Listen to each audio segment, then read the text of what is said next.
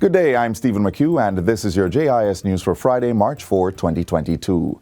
The Public Sector Compensation Review, set to begin on April 1, will start with the over 100,000 employees in central government. Minister of Finance and the Public Service, Dr. Nigel Clark, says the exercise will also include public bodies.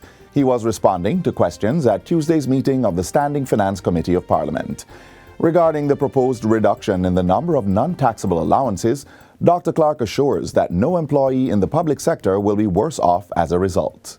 To the extent that current compensation includes a non-taxable allowance and the restructured compensation does not include a non-taxable allowance, the restructured compensation on a net basis will not be lower than the current compensation on a net basis. Dr. Clark explains that the administration undertook a detailed process to create a single job evaluation system, which has led to the development of a new salary scale structure. And instead of having this 325 scale, we're going to have a much more manageable scale, and there will be a transition from the old into the new.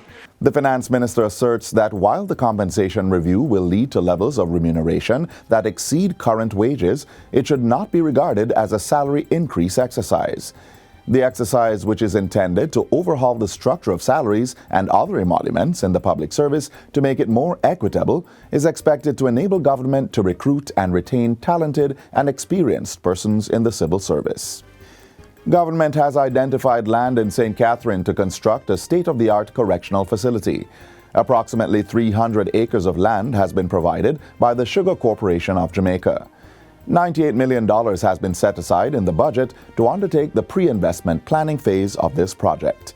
Minister of National Security Dr. Horace Chang says construction will begin in the 2022-2023 fiscal year on a section of the new facility that will house high-security inmates. Which is still a challenge for us in terms of prisoners directing criminal activity outside of prison. The Corrections Act was amended to take some action to try and mitigate the problem, but it is a real challenge and we have to go beyond that. The design of the new facility is being done by the Jamaica Defence Force Engineering Department. Minister Chang says personnel will be recruited and trained to monitor and manage that section until the entire facility is completed. Agriculture Minister Pernell Charles Jr. has announced that with the resurgence of interest in cattle rearing, the ministry will be pumping significant resources into the industry to ensure it continues to rebound. The minister was speaking recently at the annual Red Pole Cattle Appraisal held at Bengal Farms in St. Anne. He expressed confidence that the country would continue to maintain its high-quality breeding stock of the Jamaica Red Pole cattle. There's a resurgence in terms of the interest in the cattle industry. Many persons are trying to get hold of heifers, and that itself is a primary, reflection of interest in something that we know is going to be a growing industry. So we are paying attention to it, and the ministry is going to be giving the necessary support and resources to make sure that the industry builds back itself with resilience to make its contribution to agriculture. The Agriculture Minister says he has already started the process of engaging and setting dates to continue the conversation around pricing and market issues, among other considerations. Government is inviting more Jamaican businesses with significant capital to invest in products and services for export. Minister of Industry, Investment and Commerce, Senator Aubin Hill, says his ministry is encouraging a dynamic mix of local and foreign direct investment to advance the country's economic growth agenda. Those businesses with significant capital have to and need to invest in this country in meaningful ways to help us advance. Growth requires a relentless pursuit of partnerships that can continue to build on the foundation of strong economic policies.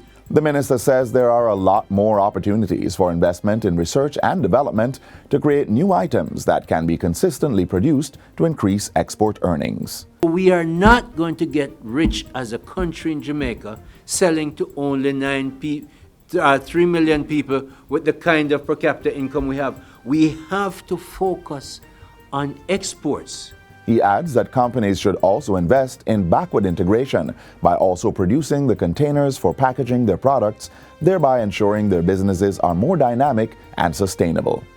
And finally, Tourism Minister Edmund Bartlett says there is so far no visible impact of the conflict between Ukraine and Russia on tourism. But he says the potential impact is very strong and government continues to monitor developments in the conflict to determine the extent to which this will affect Jamaica. Minister Bartlett was responding to a question posed during Tuesday's meeting of the Standing Finance Committee of Parliament, which is reviewing the 2022-23 estimates of expenditure. He cites the potential far-reaching implications of the conflict on key areas such as supply chains, fuel cost, access to airspace, and general movement, which are factors that drive tourism. So to the extent that they are challenged, then movement to us is also going to be challenged. At the same time, the minister says based on Jamaica's location, the country at times benefits from a repositioning of tourism-related activities such as cruise shipping. He reveals that consequent on the Ukraine-Russia impasse, several large cruise vessels that normally make port calls in the Balkan region and other areas around Eastern Europe are now being repositioned in the Caribbean. Additionally, North Americans who usually vacation in Europe would look to closer destinations such as Jamaica.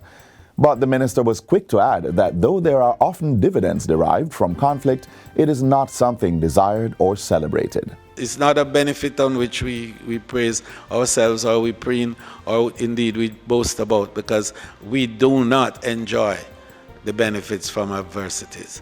And the pain of others must not be the blessing of ours. And that's it for JIS News Today. I'm Stephen McHugh. Thanks for watching.